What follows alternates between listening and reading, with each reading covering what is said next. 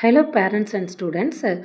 இப்போ நிறைய பேர் வந்து காலேஜ் அட்மிஷனுக்கு என்கொயரி பண்ண ஆரம்பிச்சிருப்பீங்க. எந்த காலேஜ் பெஸ்ட்டு, எந்த கோர்ஸ் பெஸ்ட்டு அப்படின்னு நிறைய வந்து பார்த்துட்ருப்பீங்க. ஸோ நான் என்ன நினச்சேன்னா, ஒரு காலேஜை இல்லாட்டினா கோர்ஸ் செலக்ட் பண்ணும்போது எந்த க்ரைட்டீரியாலாம் நம்ம வச்சு நம்ம பசங்களுக்கு இந்த காலேஜ் பெஸ்ட்டுன்னு முடிவு பண்ணுறதுங்கிறதுக்கு சில ஐடியாஸ் தரேன்.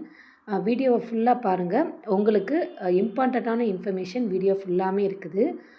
ஃபஸ்ட்டு என்னென்னா, ரொம்ப அவசரமாக எந்த முடிவும் எடுத்துடாதீங்க. இப்போயே இருந்து கொஞ்சம் பார்க்க ஆரம்பிங்க. அப்படின்னா தான் வந்து நமக்கு அந்த கவுன்சிலிங் போகும்போது ஒரு கிளாரிட்டியாக ஃபஸ்ட்டு என்ன காலேஜ் சாய்ஸ் கொடுக்கலாம், செகண்ட் என்ன கோர்ஸ் சாய்ஸ் கொடுக்கலாம் அப்படின்னு நமக்கு ஐடியா வந்துடும். ஸோ கடைசி நேரத்தில் பார்த்துக்கலாம், ரிசல்ட் வந்ததுக்கப்புறம் கவுன்சிலிங் அப்ளை பண்ணும்போது பார்த்துக்கலான்னு விட்டுறாதீங்க. First academic and courses. So நீங்கள் செலக்ட் பண்ணுற கோர்ஸ் வந்து ஏஐசிடிஇ, யூஜிசி, யூனிவர்சிட்டி அப்ரூவ்டு கோர்ஸான்னு பாருங்கள். அதே மாதிரி நீங்கள் ஏதாவது ஒரு காலேஜை டிசைட் பண்ணிட்டீங்கன்னா அந்த காலேஜில் இந்த கோர்ஸில் டிபார்ட்மெண்ட் எத்தனை இயர்ஸாக இருக்குன்னு பார்த்துக்கோங்க. அதுக்கப்புறம் ஃபேக்கல்ட்டி குவாலிட்டி பார்த்துக்கோங்க. எல்லாருமே வந்து பெர்மனன்ட் ஸ்டாஃபாக இல்லாட்டினா பார்ட் டைமுக்கும் வருவாங்களா, டெம்பரரியாக இருக்காங்களான்னு அதுவும் கொஞ்சம் விசாரிச்சுக்கோங்க. அதுக்கப்புறம் வந்து சிலபஸ் அப்டேட் பாருங்கள். இண்டஸ்ட்ரி அலைன்டு சிலபஸாக இருக்கான்னு பாருங்கள்.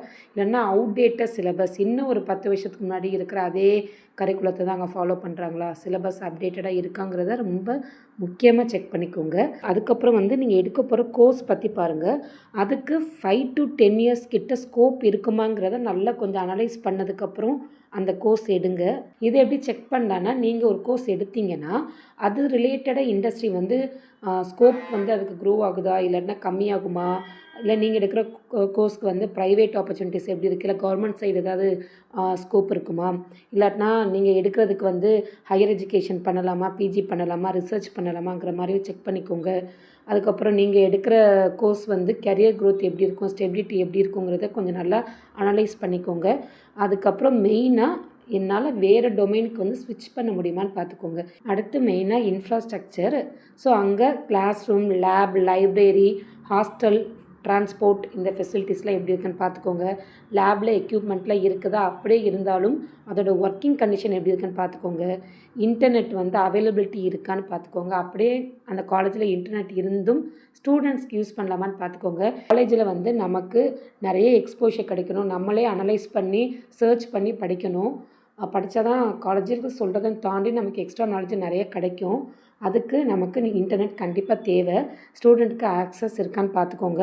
அதுக்கப்புறம் அவங்க கேம்பஸோட சேஃப்டி, செக்யூரிட்டி, மெடிக்கல் ஃபெசிலிட்டிஸ் அதெல்லாம் எப்படி இருக்குன்னு பார்த்துக்கோங்க. Next placement. சும்மா அந்த அட்வர்டைஸ்மெண்ட் வச்சு நாங்கள் வந்து 50 LPA 60 LPA இந்த மாதிரி ஒரு ஜஸ்ட்டு அந்த அவங்க மார்க்கெட்டிங் ஸ்ட்ராட்டஜிக்கு வந்து நீங்கள் ஃபாலோ ஆயிடாதீங்க. ஏன்னா அவங்க சொல்கிற ஹையஸ்ட் பேக்கேஜ் 1 or 2க்கு தான் இருக்கும். ஆவரேஜ் பேக்கேஜ் பாருங்கள். பட் எனக்கு தெரிஞ்ச ஆவரேஜ் பேக்கேஜ்லேயுமே அந்த டாப் ஹையர் பேக்கேஜையும் ஆட் பண்ணி தான் ஆவரேஜ் பேக்கேஜ் வரும். ஸோ அது எப்போயுமே ஹையஸ்ட்டாக தான் காமிக்கும். மீடியன் சேலரி எப்போயுமே பாருங்கள். எந்த காலேஜுக்கு போனாலும் என்கொயர் பண்ணும்போது மீடியன் சேலரி எவ்வளோன்னு கேட்டு வச்சுக்கோங்க. மீடியன் சேலரி தான் ரியல் பிக் தரும். அடுத்து பிளேஸ்மெண்ட் பர்சன்டேஜ் பிரான்ச் வைஸாக பாருங்கள். மேக்ஸிமம் நாங்கள் 98% பிளேஸ்மெண்ட் தரோம், 97% பிளேஸ்மெண்ட் தரோன்னா அது mass recruiting IT sector side maximum இருக்கலாம். ஸோ இசிஇ படித்தவங்களும் ஐடி செக்டாருக்கு வந்து எடுத்துடுறாங்க, ட்ரிபிள்இ படித்தவங்களும் ஐடியில் வந்து எடுத்துடுறாங்க. ஸோ நீங்கள் எடுக்கிற பிரான்ச்சுக்கு நீங்கள் இப்போ மெக்கானிக்கல் எடுக்கணும்னு நினச்சிங்கன்னா அந்த மெக்கானிக்கலுக்கு எவ்வளோ பிளேஸ்மெண்ட் பர்சன்டேஜ்னு பாருங்கள். ஓவராலாக பார்க்குறத விட்டுட்டு உங்கள் டிபார்ட்மெண்ட்டோட பர்சன்டேஜ் எவ்வளோன்னு கேட்டுக்கோங்க. அதுக்கப்புறம் வருஷம் எவ்வளோ கோர் கம்பெனிஸ் வர்றாங்க. நெக்ஸ்ட்டு வந்து இன்டர்ன்ஷிப் சப்போர்ட், பிளேஸ்மெண்ட் ட்ரைனிங் எப்படி இருக்குன்னு பார்த்துக்கோங்க. ஏன்னா இப்போலாம் வந்து ரெஸ்யூம்லேயே இன்டர்ன்ஷிப் டீட்டெயில்ஸ் இருந்தால் தான் ரெஸ்யூமே வெயிட்டேஜ் ஆகுது. ஸோ இன்டர்ன்ஷிப் ஆப்பர்ச்சுனிட்டிஸ் காலேஜில் ப்ரொவைட் பண்ணுறாங்களா, சப்போர்ட் பண்ணுறாங்களான்னு பார்த்துக்கோங்க. அதுக்கப்புறம் நீங்கள் எலிஜிபிலிட்டி க்ரைட்டீரியாவை சிஜிபிஏ அரியர்ஸையும் பற்றி செக் பண்ணிக்கோங்க. சப்போஸ் நம்ம பசங்க யாரும் அரியர் வைக்க மாட்டாங்க, சப்போஸ் அரியர் வச்சுட்டா அதுக்கு வந்து பிளேஸ்மெண்ட்டுக்கு உள்ளே அலோவ் பண்ணுவாங்களா, இல்லாட்டினா பிளேஸ்மெண்ட்டுக்கு போய் எவ்வளோ சிஜிபிஏ வேணும். ஸோ இந்த டீட்டெயில்ஸும் கொஞ்சம் கலெக்ட் பண்ணிக்கோங்க. நெக்ஸ்ட்டு லாஸ்ட்டு 3 இயர்ஸோட பிளேஸ்மெண்ட்டு டேட்டாவை வெரிஃபை பண்ணுங்கள். போன வருஷம் இவ்வளோ பிளேஸ்மெண்ட்டுங்கிறத விட்டுட்டு லாஸ்ட்டு 3 இயர்ஸ் இதை வெரிஃபை பண்ணிங்கன்னா அதில் கன்சிஸ்டண்ட்டாக இருந்தாங்கன்னா நமக்கு ஒரு ட்ரஸ்ட்டு வரும். ஸோ இந்த காலேஜ் வந்து 3 இயர்ஸ் அப்படி இருக்கே, நம்ம நம்பி போடலாம் அப்படின்னு. ஸோ அதை செக் பண்ணிக்கோங்க. மெயினாக என்னென்னா காலேஜஸ் வந்து பிளேஸ்மெண்ட்டுக்கு கம்பெனியை கூப்பிட்டு வருவாங்க. பட் அங்கே பிளேஸ்மெண்ட் வாங்குறது அந்த ஸ்டூடெண்ட்டோட ஸ்கில்லு, அதுக்கப்புறம் ஜாப் மார்க்கெட்டில் எவ்வளோ அந்த கோர்ஸ்க்கு டிமாண்ட் இருக்கணும், ப்ளஸ் காலேஜஸ் சப்போர்ட்டும் கொஞ்சம் இருக்குது. அதுக்கப்புறம் student life and exposure.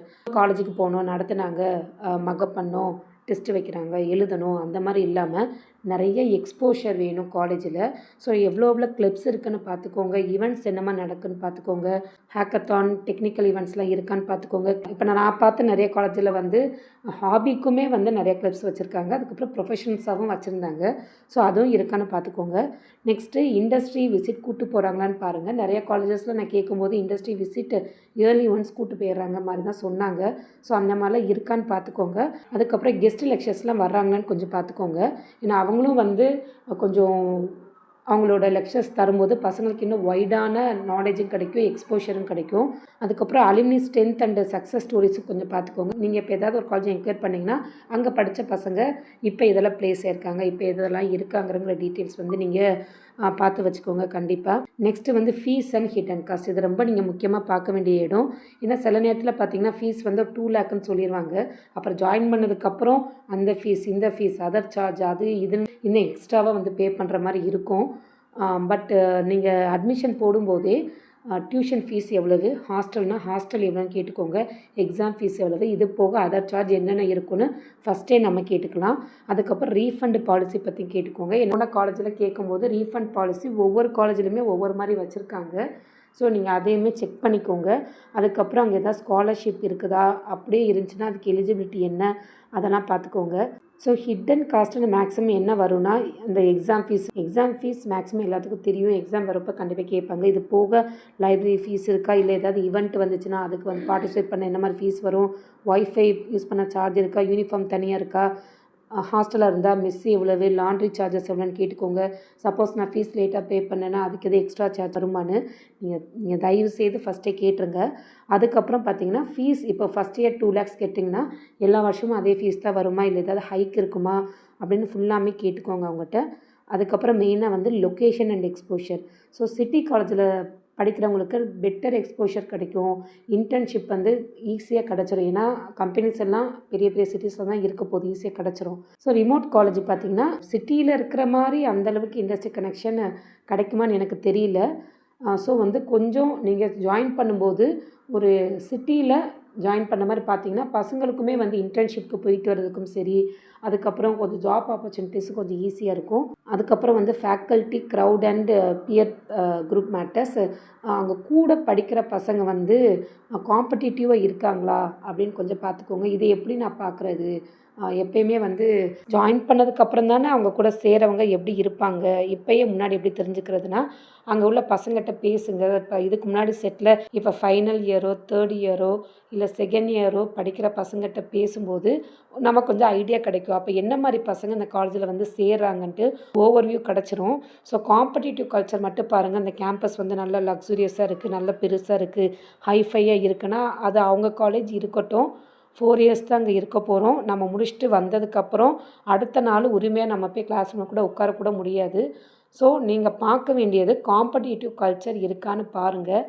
Competitiveness இருந்தால் தான் நம்மளும் நல்லா படிக்கணும், இதில் நம்ம போட்டி போட்டு நம்மளும் வேலை வாங்கணுங்கிற அந்த மைண்ட் செட்டுக்கு போவாங்க. இல்லாட்டினா லக்ஸுரியாக இருந்துட்டு நல்லா ஜாலியாக இருக்கலாம் அப்படின்னு பார்த்தாங்கன்னா கண்டிப்பாக கடைசி அந்த பிளேஸ்மெண்ட்டுன்னு வரப்போ கொஞ்சம் ஸ்ட்ரகிள் பண்ணுவாங்க.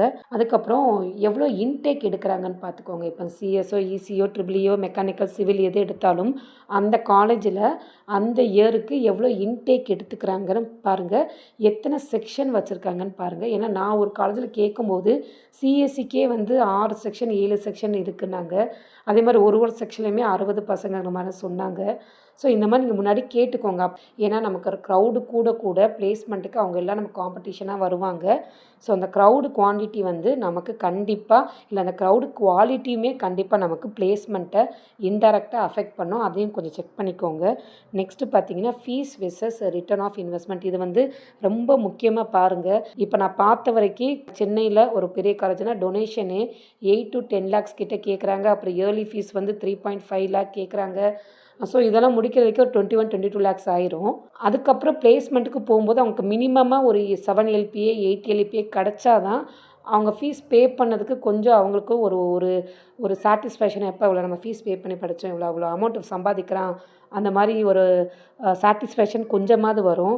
இல்லை நான் 20 lakh 22 lakh ஃபீஸ் பே பண்ணி எனக்கு ஜஸ்ட்டு வந்து ஒரு 3.5 இல்லாட்டினா ஒரு 3 LPA அப்படி தான் வரும் அப்படின்னா இதுக்கு நான் Tier 2 காலேஜில் சேர்த்துட்டு போயிடுவேன். இல்லை எதுக்கு நான் அவ்வளோ ஃபீஸ் பே பண்ணி எனக்கு வந்து ரிட்டர்ன் இல்லாமல் இருக்கணுன்ட்டு இந்த மாதிரி நல்லா அனலைஸ் பண்ணிக்கோங்க. அங்கே வந்து பிளேஸ்மெண்ட் பர்சன்டேஜ் பார்க்கும்போது மீடியன் இதை கேளுங்க. கேட்டால் உங்களுக்கு கண்டிப்பாக அதுக்கு ரிட்டர்ன் இருக்கான்னு பார்த்துக்கோங்க. அதே மாதிரி மெயினாக அங்கே 5 LPAக்கு மேலே எவ்வளோ number of percentage of student place ஆயிருக்காங்கன்னு கொஞ்சம் பார்த்துக்கோங்க.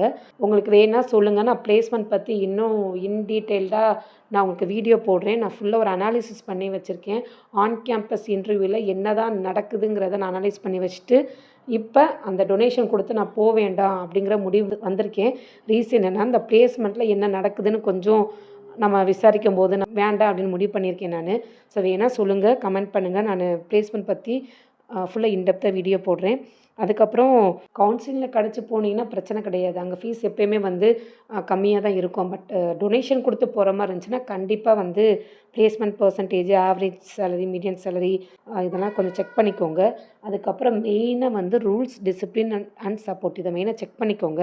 அட்டண்டன்ஸ் எவ்வளோ பர்சன்டேஜ் இருக்குன்னு, எக்ஸாம் பாலிசி என்னது, அதே மாதிரி அங்கே மானிட்டரிங் பண்ணுறதுக்கு என்ன பண்ணுறாங்க, மென்டர் யாரும் அப்பாயிண்ட் பண்ணுறாங்களா, எப்படி மானிட்டர் பண்ணுறாங்க, பசங்களுக்கு எதாவது ப்ராப்ளம்னா எங்கே போய் கம்ப்ளைண்ட் பண்ணலாம், அதே மாதிரி அங்கே ரேகிங்லாம் இருக்கா என்ன ஏதுன்னு பார்த்துக்கோங்க. அதுக்கப்புறம் அவங்க சைட்லேருந்து சப்போர்ட் வந்து நான் ஹையர் எஜுகேஷன் போகிறதுக்கு அவங்க எதாவது சப்போர்ட் பண்ணுறாங்களா, இல்லை அப்ராடில் போய் படிக்கணும் பிளான் பண்ணியிருக்கீங்கன்னா அதுக்கு எதாவது சப்போர்ட் பண்ணுறாங்களான்னு கொஞ்சம் நல்லா பார்த்துக்கோங்க. ஒரு கோர்ஸ் வந்து உங்களுக்கு நிறைய ஆப்ஷன்ஸ் தான் தரணும், எதுவுமே லிமிட் பண்ணக்கூடாது. ஸோ அந்த மாதிரி இருக்கான்னு பார்த்துக்கோங்க. அதே மாதிரி மெயினாக வந்து நீங்கள் இந்த NIRF ரேங்கிங், இது என்னோட தனிப்பட்டு தான் நான் சொல்கிறேன். இந்த NIRF ரேங்கிங்கில் மட்டும் இருந்து நீங்கள் இந்த காலேஜ் இவ்வளோ ரேங்கிங்கில் இருக்குது அப்படிங்கிறத செக் பண்ண வேண்டியது ரொம்ப ரொம்ப அவசியம். NIRF ரேங்கிங் செக் பண்ண வேண்டியது ரொம்ப அவசியம். பட் அது மட்டுமே ஒரு ஃபேக்டராக வச்சு நீங்கள் டிசைட் பண்ணாதீங்க. ஏன்னா NIRF ரேங்கிங்கில் மேக்ஸிமம் என்ன சொல்லியிருப்பாங்கன்னா, காலேஜோட reputation, brand value, research paper, funding, faculty எத்தனை பேர் இருக்காங்க, அங்கே உள்ள இன்ஃப்ராஸ்ட்ரக்சர் எப்படி இருக்குது, கேம்பஸ் சைஸ் எப்படி இருக்குது, பாஸ்ட் பெர்ஃபார்மன்ஸில் எப்படி கொடுத்துருக்காங்க, இந்த அவங்க க்ரைட்டீரியா கன்சிடர் பண்ணி மேக்ஸிமம் ரேங்கிங் கொடுக்குறாங்க. பட் அதில் என்ன இருக்காதுன்னா, இது எனக்கு தெரிஞ்ச வரைக்கும் நான் சொல்கிறது என்ன இருக்காதுன்னு, இதில் யாருக்காவது வந்து இல்லை இதையும் கவுண்ட் பண்ணுறாங்க, இதுவுமே கன்சிடர் பண்ணுறாங்க அப்படிங்கிற மாதிரி யாருக்காவது இருந்துச்சுன்னா சொல்லுங்கள், நானும் கொஞ்சம் தெரிஞ்சுக்கிறேன். கிளாஸ் ரூமில் எப்படி டீச் பண்ணுறாங்க அந்த குவாலிட்டி வந்து ரேங்கிங்கில் வராது. அதே மாதிரி இன்டர்ன்ஷிப்க்கு அனுப்புகிறாங்களா, பிளேஸ்மெண்ட்டு எப்படி இறங்கி வந்து ட்ரைனிங் தராங்க அதுவுமே ரேங்கிங்கில் வராது. இண்டஸ்ட்ரி எக்ஸ்போஷர் கூட மேபி இண்டஸ்ட்ரி டைப் வச்சு கூட ரேங்கிங் வரலாம். ஸ்டூடெண்ட்டோட லைஃப் கேம்பஸ்குள்ளே எப்படி, கேம்பஸில் இருக்க கல்ச்சர் எப்படி, ஸோ நம்ம பர்சனலாக விசிட் பண்ணி அங்கே உள்ள அந்த கல்ச்சர் எப்படி இருக்குது, அங்கே படித்த ஸ்டூடெண்ட்டோட மென்டல் ஹெல்த்து நல்லா இருக்குமா, கைடன்ஸ் நல்லா தருவாங்களாங்க மாதிரி கொஞ்சம் பர்சனலாக செக் பண்ணிக்கோங்க. நீங்கள் ஒரு காலேஜில் கோர்ஸை செலக்ட் பண்ணும்போது இப்போ நான் சொன்ன பாயிண்ட்டு கொஞ்சம் கன்சிடர் பண்ணிக்கோங்க. ஏன்னா ரொம்ப ரொம்ப இம்பார்ட்டண்ட்டான டெசிஷன். ஏன்னா இப்போயே வந்து நம்ம பார்த்துக்கிட்டு தான் இருக்கோம் நியூஸில், ஒவ்வொரு காலேஜிலும் ஒவ்வொரு மாதிரி நடக்குது. ஸோ அதனால் கண்டிப்பாக பசங்களோட மென்டல் ஹெல்த்தையும் சரி, மென்டல் ஸ்ட்ரெஸ்ஸை அதிகப்படுத்துகிற மாதிரி ஏதாவது காலேஜ் இருந்துச்சுன்னா தயவு செய்து அதை நல்லா விசாரிச்சுட்டு சேருங்க. ஸோ நீங்கள் செலக்ட் பண்ணுற காலேஜ் எப்படி இருக்குன்னா, நமக்கு நிறையா பிளென்டி ஆஃப் ஆப்பர்ச்சுனிட்டிஸும் இருக்கணும். அது உங்கள் பசங்களுக்கு ஃபிட் ஆகுதான்னு பாருங்கள். நான் முன்னாடியே ஒரு வீடியோவில் சொல்லியிருக்கேன், விச் இஸ் பெஸ்ட்டுன்னு பார்க்குறத விட விச் இஸ் பெஸ்ட் ஃபார் யூன்னு கொஞ்சம் உங்கள் இதுக்கு ஃபிட் ஆகுதான்னு பார்த்துக்கோங்க. அட்வர்டைஸ்மெண்ட்டை வச்சு மட்டும் தயவு செய்து ஒரு காலேஜை செலக்ட் பண்ணிடாதீங்க. அடுத்து நம்ம வேறு வீடியோவில் பார்ப்போங்க. Stay tuned. தேங்க்யூ.